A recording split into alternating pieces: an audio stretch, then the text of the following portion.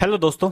आज हम करने वाले हैं जो हमारा फेज 10 का लद्दाख में अभी हाल ही में पेपर हुआ है उसका हम पूरा आज एनालिसिस करने वाले हैं। किसका करने वाले हैं? खासतौर पे जो जीके और जीएस आता है उसका आज हम थोड़ा सा यहाँ पे एनालाइज करने वाले हैं और साथ के साथ में आपके उससे रिलेटेड क्विज करने वाले हैं। तो ये जो पेपर हुआ है हमारा हुआ है 1 अगस्त 2018 को। ये जो पेपर हुआ था हम उसके बारे में बात करते हैं। तो आज हम इसके साथ में लेके आए हैं, क्विज लेके आए हैं, थोड़ी सी स्टैटिक जीके लेके आए हैं। और मैं आपको फिर बता दूं, यह जो एग्जाम है आपका एसएससी फेज 10 का जो हमारा लद्दाख में पेपर हुआ है उसका है 1 अगस्त 2022 में जो हुआ है। आप किसी भी क्विज के लिए ग्रेजुएट लेवल पे हुआ था, अगर ये ग्रेजुएट लेवल पे हो जाता है तो इसका मतलब है आप सीजीएल के भी लिए क्वेश्चन अक्सर इंपॉर्टेंट है, और सीपीओ के लिए भी, सीएचएसएल के लिए भी, और एमटीएस के लिए भी, फेज 10 और फेज 11 एक्सेट्रा के लिए भी। अगर आप किसी भी एग्जाम की तैयारी कर रहे हो तो मेरे चैनल को सब्सक्राइब जरूर करना। तो हम चलते हैं आज के हमारे पहले क्वेश्चन पर। तो सबसे पहले जो कि हमारे सामने क्वेश्चन है, निम्नलिखित में से किस लेखक ने लघु कथाओं के संग्रह किस्सा लखनऊ व लखनऊ के आवामी किस्से के लिए साहित्य युवा अकादमी जो पुरस्कार है वो जीता है आपसे। और ये कब का है? 2021 का आपसे पूछ रहा है, यानी कि लास्ट ईयर का आपसे पूछ रहा है, बट आपको 2022 के भी ये घोषित हो चुके हैं, तो आपको 2022 के भी इसका पता होना चाहिए। तो आइएगा चलेगा, इसका जो सीधा सीधा आंसर हो जाता है हमारा, इसका जो आंसर हो जाता है हिमांशु वाजपेयी, इसका आंसर हो जाता है। कभी कभी ये क्या देगा आपको कंफ्यूज करने के लिए, हिंदी का कहेगा या फिर किसी लैंग्वेज का कहेगा, तो आपको इसके लैंग्वेज का भी पता होना चाहिए। तो चलेगा, आज हम बात करते हैं 2022 के जितने भी हमारे साहित्य अकादमी पुरस्कार हुए हैं उनके बारे में। इसके आप स्क्रीनशॉट ले सकते हो, बट मैं आपको यहाँ पे सारे नहीं बताने वाला हूँ। मैं आपको सिर्फ यहाँ से कुछ खास बताने वाला हूँ। जैसे कि एक आपको अंग्रेजी का याद रखना है, कम से कम एक हिंदी का याद रखना है, इसके साथ साथ में आपको एक दो और याद रखनी है। तो सबसे पहले मैं अगर मैं अंग्रेजी की बात करता हूँ तो अंग्रेजी भाषा का जो साहित्य अकादमी पुरस्कार मिला है वो किसको मिला है? वो मिला है मिहिर वतसिया को। तो इनको किस बुक के लिए, किसके लिए मिला है? जो इनकी जीवन यात्रा थी, यानी कि जो ये घुमक्कड़ किस्म के जो लोग होते हैं वो उन्होंने उनकी जो यात्रा होती है तो उसको ये जब वर्णन करते हैं तो इसको क्या कहा जाता है? यात्रा वतंत्र कहा जाता है। तो इस प्रकार से जो इनकी जो यात्रा थी वो कहाँ से? Tales of Hazaribagh. ये हजारीबाग कहाँ पड़ता है ये आपको कमेंट करके बताना है मुझे। तो अब जो हिंदी का है वो हिंदी का जो है जस्ट वो है परिमय के लिए, ये भी एक उपन्यास है, और ये भगवंत अनमोल के लिए, अनमोल जी के लिए। और ये किस प्रदेश से है रिलेटेड है? ये उत्तर प्रदेश से रिलेटेड है, यूपी से रिलेटेड है। तो अगर मैं और कोई सजेस्ट करना चाहता हूं आपको, तो आपको याद रखना है यहाँ पे संस्कृत का श्रीमती, ये जो संस्कृत का मिला है श्रीमती चरित्रम कविता संग्रहालय श्रुति कानी कानिटिक कर के लिए ये इनको अवार्ड दिया गया है संस्कृत के। ये इनकी लेखक है। अगर मैं बात करता हूँ और किसी भाषा को अगर याद रखना है तो आप उर्दू के लिए याद करते हैं गिर रहा के लिए। तो ये मकसूद आफक द्वारा ये लिखी गई है कविता संग्रह। तो आपको मैं सिर्फ 4 सजेस्ट करूंगा कि आपको 4 याद करने हैं। एक तो आपको उर्दू का याद करना है, एक संस्कृत का याद करना है, और पीछे जाकर के अगर हम बात करते हैं तो आपको अंग्रेजी और हिंदी के ये 2 और याद करने हैं। सिर्फ मैं आपको 4 सजेस्ट करूंगा और 4 के 4 ज्यादा भारी भी नहीं है। तो चलिएगा, अगला क्वेश्चन जो हमारा है वो है कांडला और कुल्लू घाटी भारत के किस राज्य से संबंधित है? ये बहुत ही सिंपल सा क्वेश्चन है, आपको इसका आंसर याद हो जाना चाहिए। तो कुल्ली घाटी कहाँ से है? अगर मैं बात करता हूँ तो ये हमारा हिमाचल प्रदेश में। तो हिमाचल प्रदेश की जो राजधानी है, वो क्या पड़ जाती है? शिमला यहाँ की राजधानी हो जाती है। आगे चलते हैं अगले क्वेश्चन पर। निम्नलिखित आगे है भारतीय जनगणना से रिलेटेड क्वेश्चन 2011 से। तो भारत के कुछ राज्य यहाँ पे दिए गए जिनके लिंग अनुपात इस प्रकार से दिए गए हैं। तो जो 1000 महिलाओं की जो प्रति व्यक्ति पुरुषों के मुकाबले जो 1000 है उन पे जो राज्य वार दिए गए हैं वो किस प्रकार से हैं? तो इनका आपको अगर सही मैचिंग आता है तो आप इसको कर सकते हैं, अदरवाइज इसको आप स्किप कर सकते हैं। ऐसे क्वेश्चन को अगर आपको करेक्ट डेटा याद नहीं है तो आप उसको स्किप ही कर देना ज्यादा बेटर है, क्योंकि माइनस में आने से अच्छा क्या होगा, अगर आपको एक भी ऑप्शन मिल जाता है तो ये क्वेश्चन आपके लिए काफी इंपॉर्टेंट बन जाता है। अगर मैं आपको बता दूं तो जस्ट जो इसके हमारे ऑप्शन हो जाते हैं, तो जो पहले का अगर मैं बात करता हूं, इस डी का जो हमारा हो जाता है वो हो जाता है हमारा पहला। तो यहाँ पे अगर मैं गोवा के लिंग अनुपात की बात करता हूं तो 1000 पे कितना हो जाता है? 993 इसका बन जाता है। तो यहाँ पे हमारा इसका पहला यही आंसर बन जाता है। अगर किसी को गोवा की जो लिंग अनुपात है वो याद होगा तो वो बहुत इजी से इसका आंसर बना पाएगा। अगर मैं दूसरे की बात करता हूँ 996 की, तो 996 किसका है? तो ये बन जाता है हमारे तमिलनाडु का। अगर मैं बात करता हूँ यहाँ पे फिर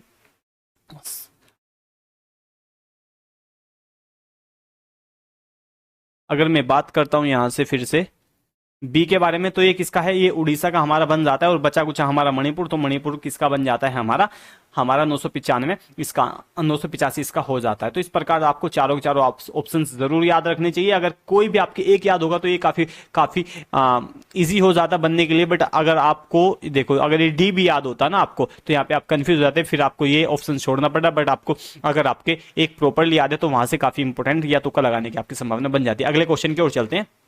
आपसे अगला क्वेश्चन पूछा गया, निम्नलिखित में से किस आपसे आपसे अगला क्वेश्चन पूछा गया है फिर से, जो निम्नलिखित में से किस नाट्य ज्ञान को 1958, ऐसे क्वेश्चन को भी मैं स्किप करने की आपको सलाह दूंगा। 1958 में Royal Society for the Prevention of ये क्रूटी टू एनिमल्स लंदन, यानी कि Royal Society for prevent of cruelly to animals London, जो कि ये सोसाइटी है, उसके लिए क्वीन विक्टोरिया सिल्वर मेडल दिया गया था। वो कब दिया गया था? मैं ऐसे क्वेश्चन को भी आपको कहूंगा कि इसको स्किप किया जाए, क्योंकि काफी पुराना क्वेश्चन था तो। बट अगर किसी ने इतनी कोई डिटेल दे पड़ता है तो उसको आंसर मिल भी सकता है। तो इसका जो सही आंसर हो जाता है वो हो जाता है रुक्मणी देवी। तो जो इसका आंसर हमने बताया, तो इसका आंसर क्या हो जाता है, रुक्मणी देवी में। आपके ऐसे क्वेश्चन को फिर से कहूंगा कि आपको ऐसे क्वेश्चन क्या करने, स्किप करने हैं, ताकि आप निगेटिव मार्किंग में ना जाएं। तो चलिएगा अगले क्वेश्चन की ओर चलते हैं। अगला क्वेश्चन है, उत्तराखंड के पश्चिमी गढ़वाल क्षेत्र में स्थित यमुना नदी के हेड वाटर के लिए एक प्रमुख वाटर सीड निम्नलिखित में से कौन सी है? तो आपको पता होगा कि वाटर सीड का मतलब यहाँ से ग्लेशियर से पूछ रहा है कि यहाँ से जो यमुना को जो जल मिलता है वो किस ग्लेशियर से यमुना निकलती है। तो इसका इनडायरेक्टली आंसर क्या बन जाता है हमारा?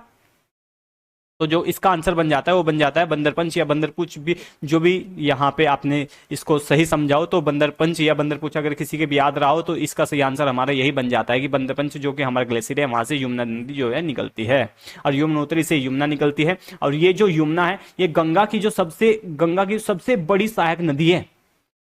गंगा की सबसे बड़ी सहायक नदी है, जो कि गंगोत्री से गंगा निकलती है। और ये बाद में इन दोनों जो नदियों का संगम हुआ है वो कहां पे हुआ? प्रयागराज में इनका संगम हुआ है। अगले क्वेश्चन की ओर चलते हैं। तो अगला क्वेश्चन है कि 26 जनवरी 1950 को पहली बार जो परेड हुई थी वो किस रोड पे हुई थी या कहां पे की गई थी? वो मैदान, रामलीला मैदान में की गई थी, या फिर एडविन एम्फी थिएटर में की गई थी, या फिर राजपथ पे की गई थी, या किंग्स एवेन्यू में की गई थी? तो जो जस्ट इसका हमारा आंसर बन जाता है, तो इसका आंसर बन जाता है एडविन एम्फी थिएटर में। इसकी जो पहली परेड हुई थी, भारत की जो पहली गणतंत्रता दिवस की जो पहली परेड की गई थी वो कहां पे की गई थी? वो की गई थी एडविन एम्फी थिएटर में की गई थी। तो जस्ट जो इसका हमारा अगला क्वेश्चन है, निम्नलिखित में से कौन मुंबई में जो विश्व धरोहर सूची है, विश्व धरोहर स्थल है, छत्रपति जो शिवाजी के जो टर्मिनल है उसके जो वास्तुकार है वो कौन थे? आपसे पूछा गया। अगर आपको इसका करेक्ट, ये काफी इजी आंसर बन जाता है। सबसे पहले आपको इसके साथ साथ में कुछ विश्व धरोहर सूचियों के बारे में भी आपको पता होना चाहिए कि कौन कौन सी भारत के विश्व धरोहर सूची है। तो चलिएगा, इसका जो आंसर हो जाता है वो हो जाता है WF स्टीवंस, इसका आंसर हमारा हो जाता है। अगर मैं कुछ यहाँ पे विश्व धरोहर सूची की बात करता हूँ कि विश्व धरोहर सूची कौन कौन सी है, तो विश्व धरोहर सूची के सबसे पहले मैं बात करता हूँ अजंता की गुफा 1983 में, ये औरंगाबाद में स्थित। आगरा का किला 1983 में, ये भी आगरे में है। ताजमहल ये भी आगरे में 1983 में। एल्लोर गुफा ये भी 1983 में है। तो यानी कि आप 1983 में कितने कितने पॉइंट देख रहे हैं? 1983 में आप यहाँ पे पूरे 4 पॉइंट देख रहे हैं, जो कि किससे रिलेटेड हो जाते हैं? हमारे विश्व धरोहर सूची से रिलेटेड हो जाते हैं, जिसमें कि 2 हमारे महाराष्ट्र से रिलेटेड है और 2 ही हमारे आगरा से रिलेटेड है, यानी कि उत्तर प्रदेश से रिलेटेड। अगर मैं कोणार्क मंदिर की बात करता हूँ तो 1984 उड़ीसा में है।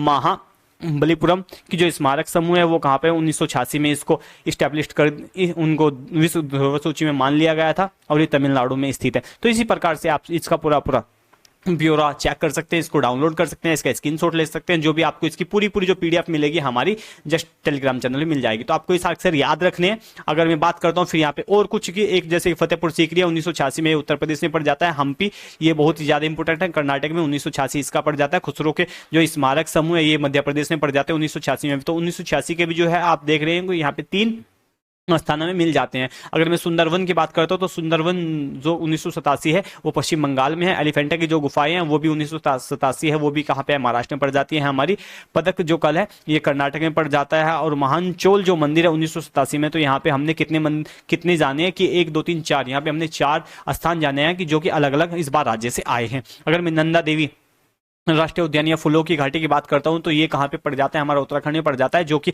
जो नंदा देवी राष्ट्रीय उद्यान है उसको 1988 में ही हमने क्या मान लिया था, विश्व धरोहर सूची में घोषित कर दिया गया था। फूलों की घाटी जो स्थित है वो कहाँ स्थित है, वो हमारा उत्तराखंड में स्थित है, जो कि 2005 में। अगर मैं बात करूँ तो शांत घाटी, तो शांत घाटी कहाँ पे स्थित है, शांत घाटी जस्ट हमने अभी अपनी जो प्रीवियस जो क्लास की थी उसमें बताया था मैंने इसकी शांत घाटी कहाँ पे स्थित है, हमारी वो है केरला में। अगर मैं सांची के सपूत की बात करता हूँ तो 1989 में हमारी ये स्टार्ट हो गई, विश्व धरोहर सूची में आ गया था। और ये कहाँ से है, हमारा मध्य प्रदेश में। हुमायूं का मकबरा ये 1993 में ये दिल्ली में स्थित है।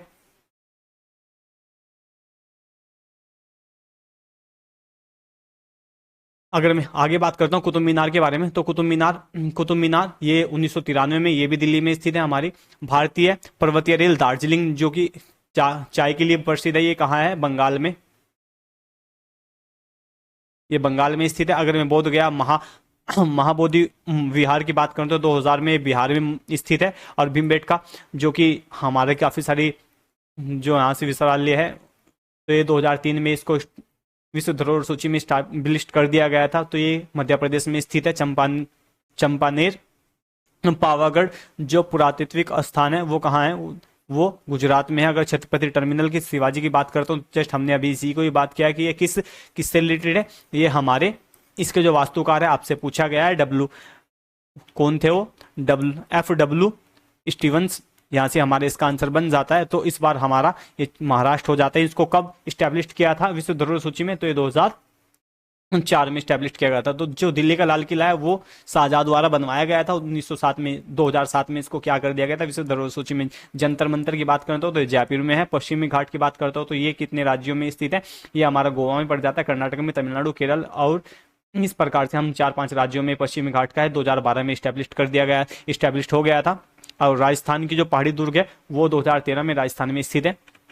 तो इस प्रकार से अगर मैं बात करता हूँ रानी का वाव या ग्रेट हिमालयन राष्ट्रीय उद्यान है जो कि हिमाचल प्रदेश में स्थित 2004 में ये स्थापित हो गया था। रानी का वाव जो गुजरात में स्थित है। फिर नालंदा महाविद्यालय जो कि 2016 में, 2000 बिहार है इसका। तो इसी प्रकार आप पूरी ये पीपीटी डाउनलोड कर सकते हो। जिसमें सबसे ज़्यादा इंपॉर्टेंट है, उसमें सबसे ज़्यादा गुलाबी शहर जिसको हम जयपुर के नाम से जानते हैं, तो ये 2019 है। और रामअप्पा जो मंदिर है 2021 में ये विश्व धरोहर सूची में आ गया था। कहाँ पे स्थित है, ये है तेलंगाना में। अगर धोला वीरे की ये हड़प्पा स्थल है, एक हड़प्पा स्थल है, ये 2021 में गुजरात में स्थित है। तो इस प्रकार हम देख पाते हैं कि हमने जो टोटल स्थान अब तक प्राप्त किए हैं विश्व धरोहर सूची में भारत के दिलाने में, विश्व धरोहर सूची में जितने भी स्थान को हमने स्थान दिलाने की कोशिश किया तो ये अब तक कितने 14 स्थान बन जाते हैं। तो इस प्रकार से हम देखते हैं कि आपको ये सारे भी याद होने चाहिए। इनमें से कुछ तो इंपोर्टेंट है वो तो आपको होने चाहिए, लास्ट के जैसे कि है। अगर मैं अगले क्वेश्चन की बात करता हूँ, निम्नलिखित में से कौन भारत के संविधान की एकाकी विशेषता नहीं है। एक जो विशेषता है उसके बारे में बात कर रहे हैं आपसे। तो जो जस्ट अगर मैं इसके आंसर की बात करता हूँ तो यहाँ पे इसका आंसर हो जाता है। अगर मैं बात करता हूँ भारत द्वारा राष्ट्रपति द्वारा राज्यपाल की जो नियुक्ति वो की जाती है, क्या भारतीय संविधान की विशेषता है, बिल्कुल विशेषता है। अगर मैं बात करता हूँ यहाँ पे एकल नागरिकता के बारे में, तो अगर मैं कुछ अमेरिका की बात करता हूँ तो वहाँ पे ड्यूअल नागरिकता है। तो यहाँ पे ये भी भारत की एक विशेषता के बारे में बात करते हैं। एकीकृत न्यायिक व्यवस्था के बारे में, तो ये भी इसका सही आंसर हो जाता है। तो इस प्रकार से रहा क्या, हमारी जो संविधान है वो द्विसदनात्मक है। तो संविधान में जो हमारी संसद है वो द्विसदनात्मक है, राज्यसभा लोकसभा। बट हमारा इसका ही सही आंसर नहीं होता क्योंकि कुछ राज्यों में क्या है, राज्य विधानसभा तो है बट राज्य विधान परिषद नहीं है। तो इस प्रकार से हमारा ये आंसर इसका हो जाता है। क्योंकि हमसे नहीं में पूछा गया था आंसर, तो इसका आंसर यही हमारा बनता है। अगर मैं अगले क्वेश्चन की बात करता हूँ, उस प्रोटीन का नाम बताइए जो उन लंबी श्रृंखलाओं या तंतुओं के बहुतकिलित होते हैं जो एक सूक्ष्म नलिका और खोखले फाइबर बने होते हैं, जो जीवित कोशिकाओं के लिए कंकाल तंत्र के रूप में कार्य करते हैं। आप इस क्वेश्चन को फिर से पढ़ लीजिएगा।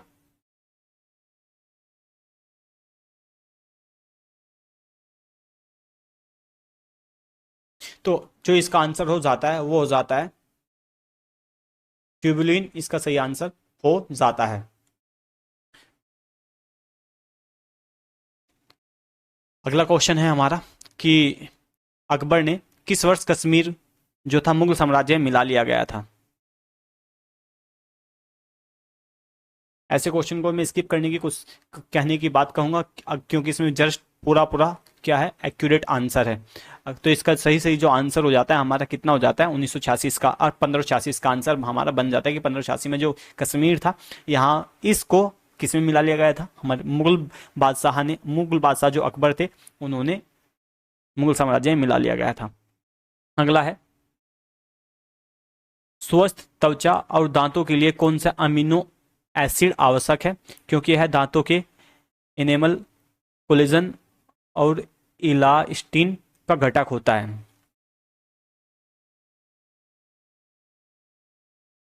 तो जो जस्ट हमारे सामने जो चार ऑप्शन है उसमें से अगर मैं इसके आंसर की बात करता हूं तो इसका आंसर हो जाता है थियोनिन।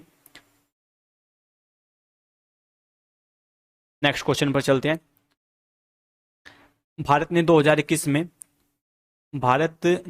2021 में आयोजित जो विश्व धरोहर सूची विश्व वैश्विक शिखर सम्मेलन में mission innovation clean tech exchange जो शुरू किया है वो किसने किया, यानी कि भारत ने, इसमें थोड़ी सी टाइपिंग मिस्टेक है, यानी कि जो भारत ने जिसमें आयोजित हुआ है ये किस स्थान पे किया है, जहां पे भारत ने क्या किया है इसमें पार्टिसिपेट किया है, ये थोड़ी सी टाइपिंग मिस्टेक हो गई है।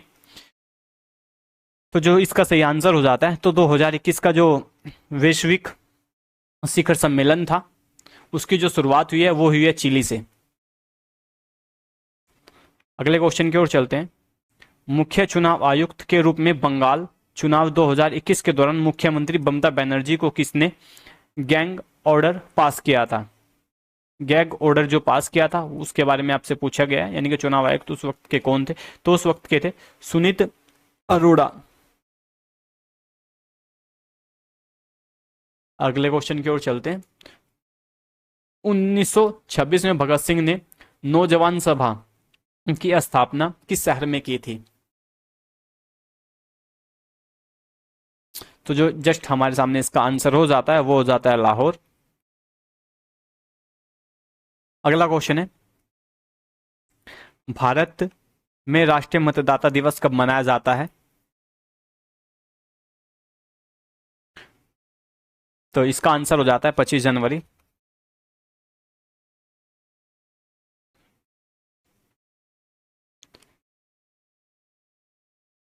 विश्व 21 जनवरी को 21 जून को क्या मनाया जाता है, 21 जून को मनाया जाता है विश्व पर्यावरण दिवस,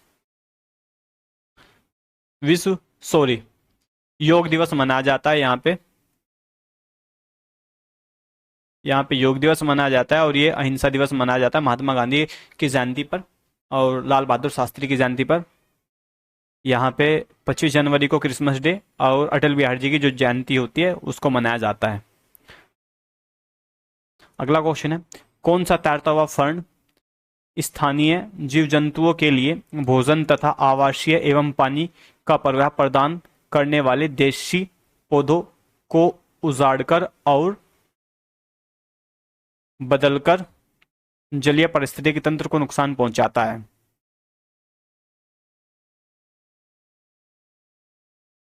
आपसे सीधा सीधा पूछा गया जो वहाँ के देसी फर्न है, यानी कि जो वहाँ के देसी पौधे होते हैं उनका तो नाश कर देता है, साथ में जो अपनी प्रतिक्रिया स्वरूप वहाँ पे क्या कर देता है, जो लोकल परिस्थिति है उसको नष्ट कर देता है। तो जस्ट इसका जो सही आंसर हो जाता है वो हो जाता है जाइंट साल्विनिया, इसका आंसर हमारा बन जाता है। नेक्स्ट 1930 में यहाँ पे आपसे पूछा गया किसने नासिक के जो कालाराम मंदिर था, कालाराम मंदिर में अछूतों के प्रवेश के अधिकारों के लिए सत्याग्रह का जो नेतृत्व किया था वो किसने किया था। 1930 में नासिक के कालाराम मंदिर में अछूतों के प्रवेश के लिए किसने अधिकारों का प्रवेश किया था, तो जो हमारा इसका आंसर हो जाता है वो आंसर हो जाता है B.R. अम्बेडकर। इसका आंसर क्या होता है B.R. अम्बेडकर। नेक्स्ट क्वेश्चन है कराधान कानून विधेयक 2021 द्वारा निम्नलिखित में से किसने संविधान संशोधन हुआ था, यानी कि किसमें संशोधन किया गया था, तो जो इसका सही आंसर हो जाता है वह आंसर हो जाता है आयकर अधिनियम 1961। इसका सही आंसर हमारा बन जाता है, यानी कि जो कराधान के लिए जब भी आपको अमेंडमेंट करना होगा तो आपको इनकम टैक्स एक्ट 1961 में क्या करना होगा, इसमें चेंजिंग करना होगा। नेक्स्ट क्वेश्चन, आपसे यहाँ पे 2 डांस पूछे गए हैं, तो आपको बताना है कि किस राज्य से संबंधित है। विलासनी, विलासनी और वीरा नाट्यम, ये लोक नृत्य पूछे गए आपसे कहाँ के हैं। तो जो जस्ट हमारे इसका सही आंसर हो जाता है विलासनी और वीरानाट्यम, ये हमारे कहाँ के पड़ जाते हैं, आंध्र प्रदेश के पड़ जाते हैं। आंध्र प्रदेश की राजधानी हैदराबाद है और यहाँ की भाषा तेलुगु है। नेक्स्ट क्वेश्चन, निम्नलिखित में से कौन सा भागीरथी नदी पर बहुउद्देशीय चट्टान और मिट्टी से भरा तटीय बांध है। भागीरथी नदी से पूछा गया आपसे कौन सा एक बांध है, तो इसका जो सही आंसर हो जाता है वो हो जाता है टिहरी बांध। टिहरी बांध भागीरथी नदी पर बसा हुआ है और टिहरी बांध, अगर मैं भागीरथी नदी की बात करता हूँ तो ये गंगा की सहायक नदी है और ये कहाँ पे स्थित है, ये उत्तराखंड में यूके में स्थित है। नेक्स्ट क्वेश्चन, आर्य आर्य महिला समाज की स्थापना है किसके द्वारा की गई है।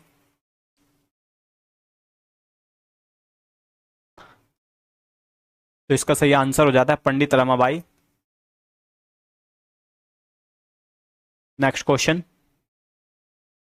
पश्चिम बंगाल के जिस राज्यपाल ने 2021 में मुख्यमंत्री ममता बनर्जी को विधायक के रूप में शपथ दिलाई, उनका नाम क्या था, क्या है या क्या था। तो जस्ट जो भारत के अब वर्तमान में उपराष्ट्रपति हैं जगदीप धनखड़ के द्वारा ही उनको क्या दिलाई गई थी, शपथ दिलाई गई थी। यानी कि आपको राज्य के जो राज्यपाल हैं उनके भी नाम याद रखने चाहिए। नेक्स्ट क्वेश्चन, भारत सरकार द्वारा कितने धार्मिक जो समुदाय को अल्पसंख्यक के रूप में अधिसूचित किया गया है।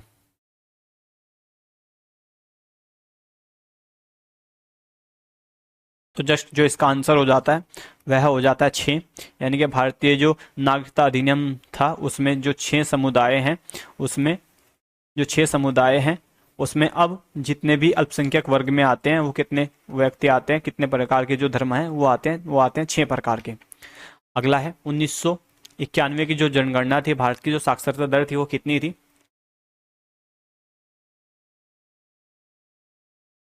तो भारत की यहाँ पे साक्षरता दर जो थी वो थी 18.33%। भारत की जो 1991-51 में जो जनगणना थी वो कितनी थी, और आज 74% के आसपास भारत की जनगणना है 2011 के ही अकॉर्डिंग। नेक्स्ट क्वेश्चन, गहन मिशन इंद्रधनुष 3.0 क्या है।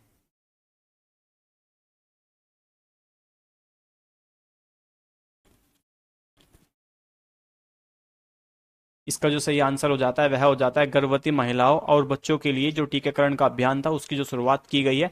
फिर से एक बार फिर से इसका हमारा आंसर हो जाता है। यानी कि इंद्रधनुष अगर आपसे कभी पूछा जाए तो गर्भवती महिलाओं की जो टीकाकरण की अवस्था होती है उससे रिलेटेड ही हमारा इंद्रधनुष मिशन है। तो आई होप आज की जो हमारी क्विज समाप्त हो जाती है। अगर आपको मेरी ये पूरी पीपीटी या पीडीएफ डाउनलोड करनी है तो मेरे टेलीग्राम का जो चैनल है उसका हमने डिस्क्रिप्शन में क्या दे दिया गया, लिंक दे दिया गया। आप वहां से जाकर के इस पूरी पीपीटी को डाउनलोड कर सकते हैं, या इस पेपर को अगर आपको डाउनलोड करना है पूरे पेपर को तो उसका भी हम इसमें प्रोवाइड अपनी पीपीटी अपने टेलीग्राम चैनल पे क्या करा देंगे, पूरी पीपीटी या पीडीएफ क्या करा देंगे, प्रोवाइड करा देंगे, जिससे कि आप इसको पूरे आंसर से इसको डाउनलोड कर सकते हैं। अगर आपको मेरी द्वारा ये वीडियो काफ़ी अच्छी लगी हो तो इसे लाइक करना, सब्सक्राइब करना, और मिलते हैं हम जल्दी अपनी नेक्स्ट क्लास में। Thank you guys.